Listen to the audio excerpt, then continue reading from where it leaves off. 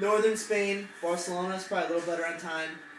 They are more laid back in general, compared to Americans. Americans are very timely and whatnot. Northern Spain, like Barcelona, like I said, they're a little more timely. Southern Spain, though, like Sevilla and whatnot, they're very laid back with time. And if you want to say you're going to be somewhere or meet somewhere, expect that person to show up 15 minutes later after that time, and it's not being rude or anything. It's just how it is. The school system is completely different compared to Germany. So we don't actually have a college system. We don't have college sports. College students text a lot. They use a lot of Facebook, so they rely a lot on all these technologies. If you don't have Facebook or if you don't have a cell phone, you're well, I don't want to say fucked.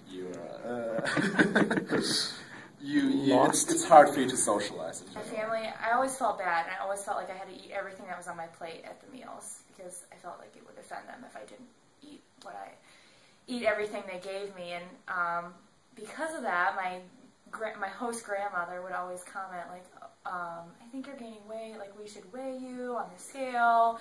Although it never happened, it was like, I can't believe you're telling me that I'm gaining weight. We don't talk about this stuff like we in America, like what you do here. Like, that's really offensive. But I mean, it's just differences in culture that you have to get used to, I guess. So.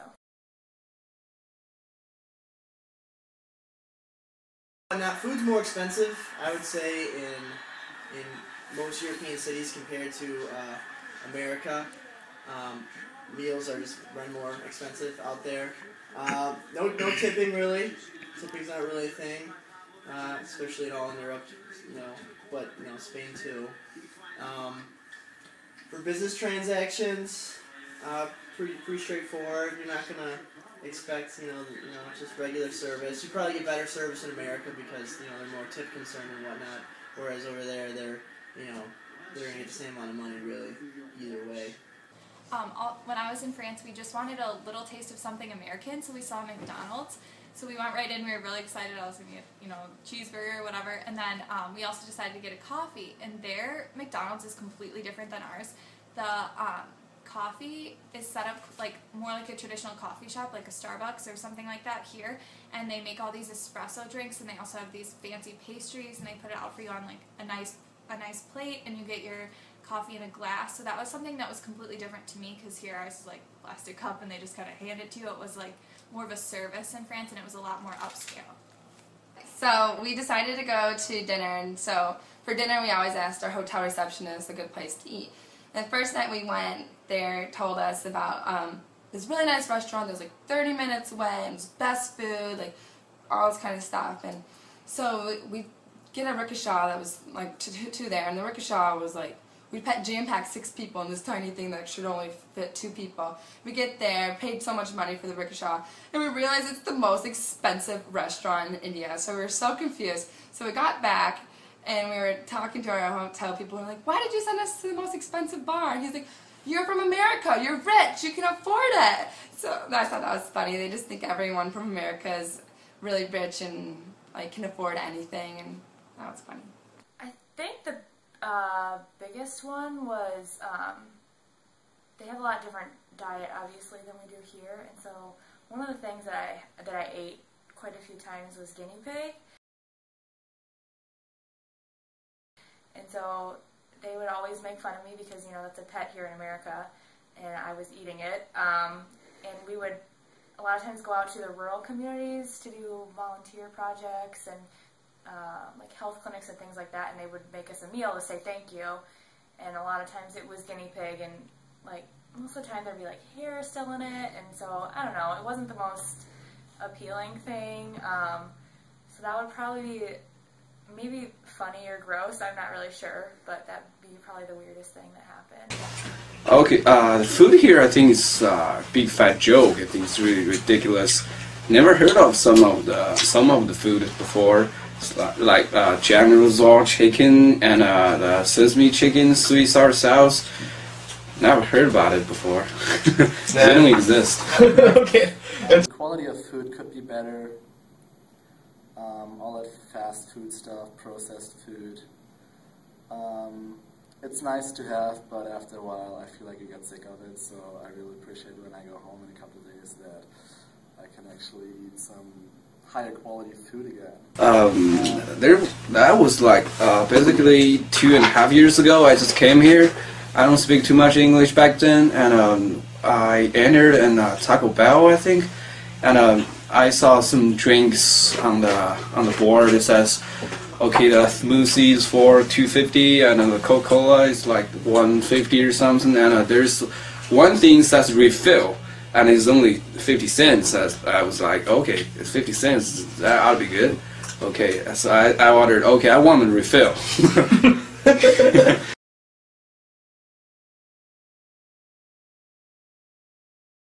And drinking behavior, great topic in college. You're not allowed to drink under 21. Obviously, nobody does that. Yeah, it's kind of weird. I feel like Americans and alcohol don't really get along with each other. So college students really try to break that rule.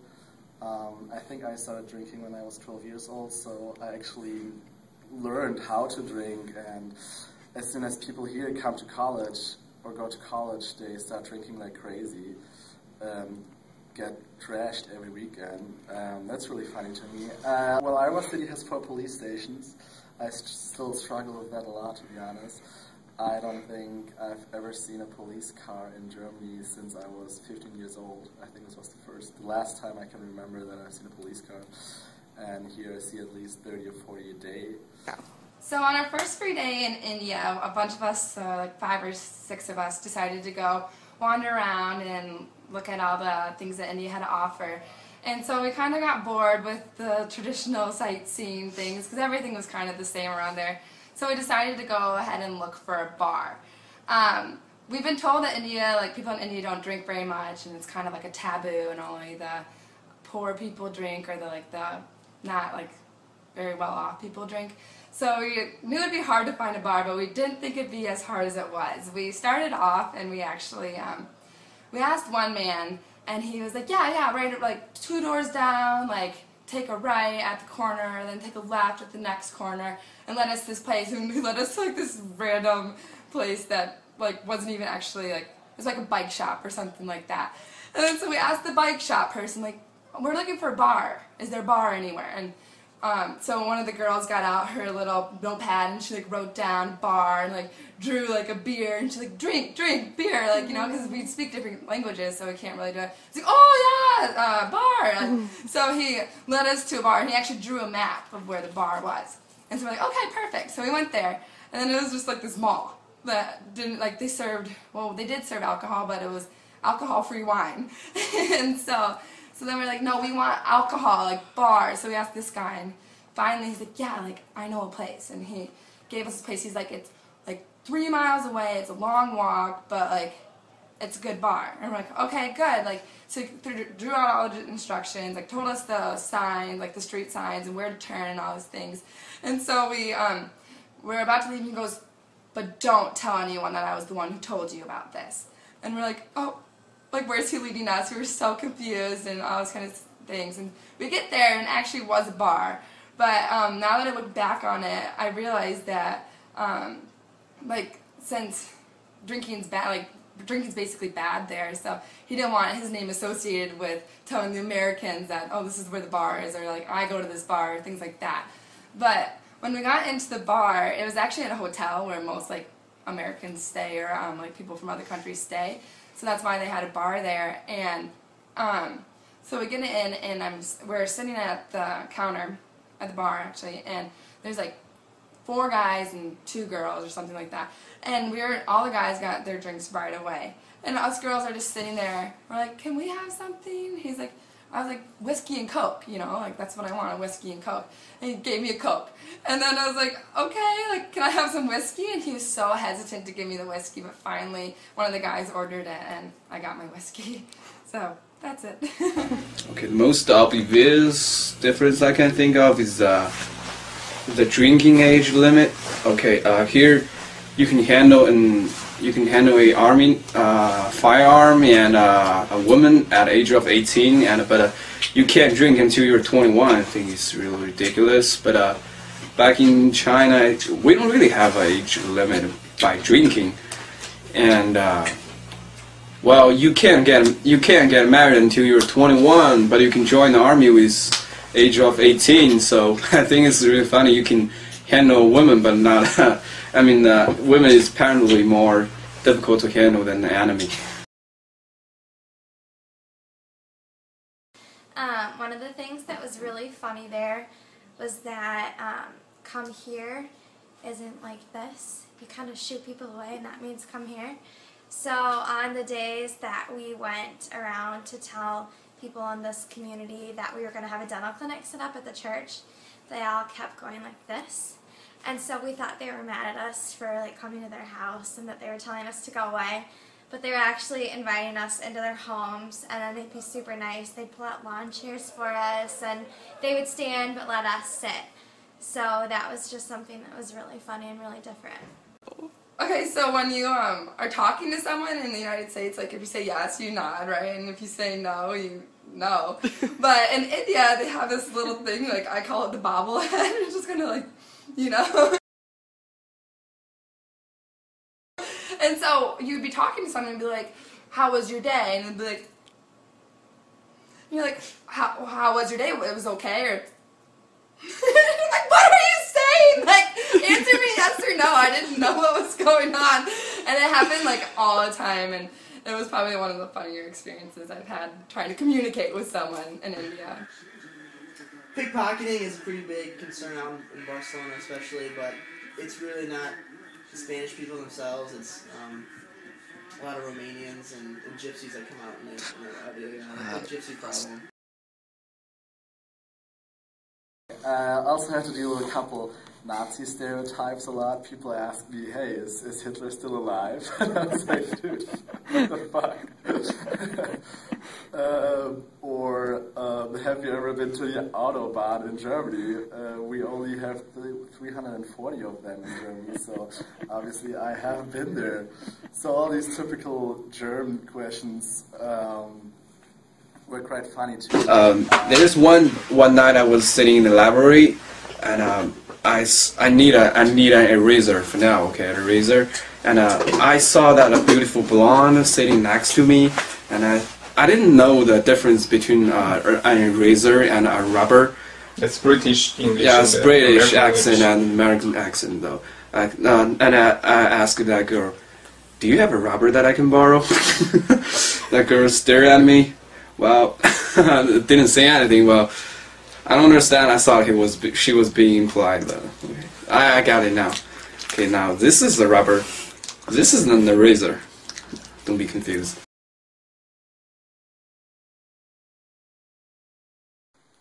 I think the main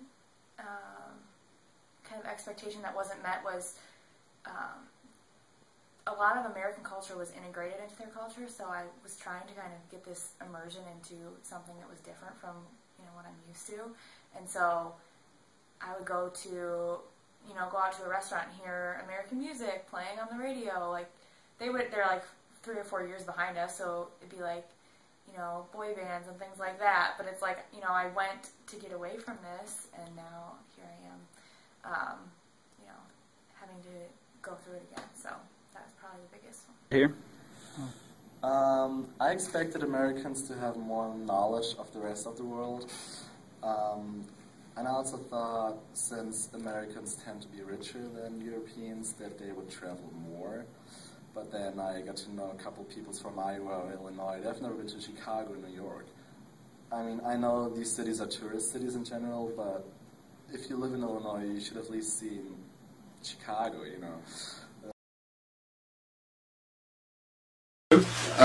Pretty much, though. I think that was a whole big misunderstanding. American Pie, well, maybe we call it American Union right now. It's a new movie, a newest one. But back then, I didn't know the college was like this way. It was like study all the time, and I thought it was like fraternity stuff all night long. So it's really stupid. another weekend when I was studying abroad, I went to Paris, and I'd always heard the stereotype that everyone in France hates Americans. So it's kind of a true, it's not really a stereotype, it's pretty true. But I personally felt really uncomfortable while I was there because I felt like everyone was judging me and that I didn't want to be the one that was like, made them think, oh, those stupid Americans. So I feel like sometimes they're kind of, can be cold to Americans. They don't, Spanish people in general do not, have English bearings maybe as well as countries such as Germany and Netherlands and a lot of northern countries have a good bearing in English and are very friendly towards Americans. Sometimes Spanish people are not, they don't always communicate in English, and sometimes they look at us and they, oh, who are these loud people? And we do drink a lot, in comparison to, I would say, Spaniards. They're probably more conservative when they drink, and so we sometimes have a bad image, I guess, when we're really loud and drunk. Germany, compared to the US, has a different consuming behavior and different spending habits for the most part. So what I notice is that the United States tend to waste a lot of energy, tend to waste a lot of trash, consume way more food. American people are or tend to be overweight. It's kind of fun. And a couple of things that bug me sometimes are people tend to be over-friendly. You have to hold the door every time for somebody, or all that kind of small talk with people you don't even know. I actually hate that. I'd rather be by myself when I walk around and go to class. Also, Americans are quite loud when they talk to each other. When you have a conversation, I feel like sometimes people scream at each other. It's kind of annoying sometimes. Patriotism, big issue. I know Germany messed up quite a couple times during the last world wars. I agree with that, but I don't think it's something to be being a war champ is something to be proud of in general. America has existed for a little bit over 300 years now. Out of these 300 years, America has been at war for over 290 years. The American patriotism tells you, hey, that's very cool. That's something to be proud of. In my opinion, it's quite embarrassing, and it should be avoided in general. The waste of energy, waste of gas, driving big ass cars is kind of outdated after a while. So the respect to the environment and the respect to nature should be more emphasized in America, but we will all get there at one point.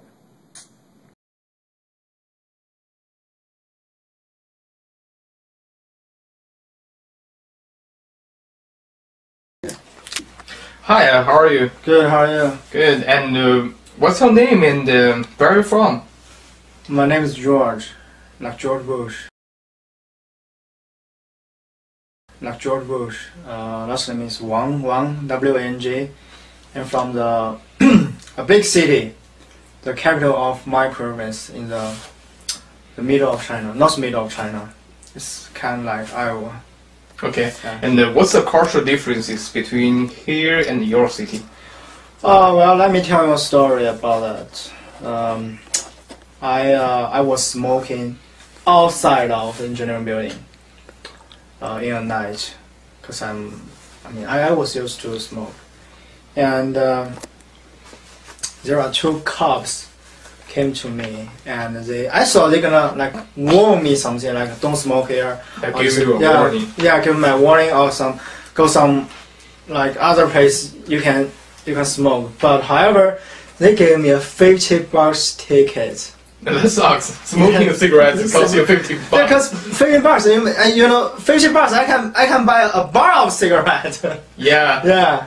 So that's really, really ridiculous. I didn't smoke in the building. I smoked outside of the building. Now how about in China? Well, in China, there actually is a law you can smoke in some place, but nobody gonna care about it. And some people can even smoke in a real station. Yeah, you can not smoke subway, not anywhere subway. in China. No subway, nowhere smoking in subway. That's real station. Yeah, so yeah, smoke is normal in China. Oh, well. Yeah, there's one thing I don't understand. So about casino. Last year I went to Vegas. So there are many casinos right there. But I can also find casino here in Riverside, right? And some casinos in Illinois, Chicago, and Minneapolis. And I asked my friend, my American friend, can they open a casino in some states except Nevada?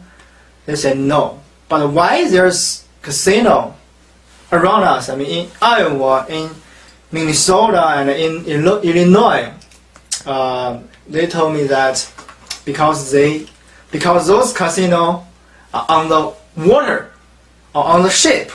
But I didn't see any ship. You know, have you ever been to Riverside? Yes. There's no ship, right? No. Maybe you cannot see the ship. But I didn't see any ship or river there. So yes, that's kind of confusing. Kind of very, very confusing. Okay. Yeah. Now, how do you like the United States? Well, I like Vegas. And why you like Vegas? Because stripping is legal there, you know? You mean the strip club is legal? Strip club is legal! But it's also legal in Syracuse. There's another one in... But don't make a mistake, they got better and bigger than here. Oh, okay. How about your coat? Where did you get your coat? Oh, this jacket? It's jacket. It's a jacket, okay. It's jacket, yeah. It's actually the uniform of the Department of State. I have a friend, his daughter is a senior advisor for Hillary Clinton. And she got that coat from the Department of State, and she gave it to his father, and his father just gave his jacket to me as a gift. So I really like this jacket. I thought you bought this on eBay. No, it's no sell on eBay. You can check them on eBay, on Amazon. No sell of this coat. No. Is this shipped from China? No. China. It's made in it's not made in China. It's made in some. I don't know what's the name of the country. You sure it's not in China? No sell in China. No sell in China. All right, thank you. All right, thank you.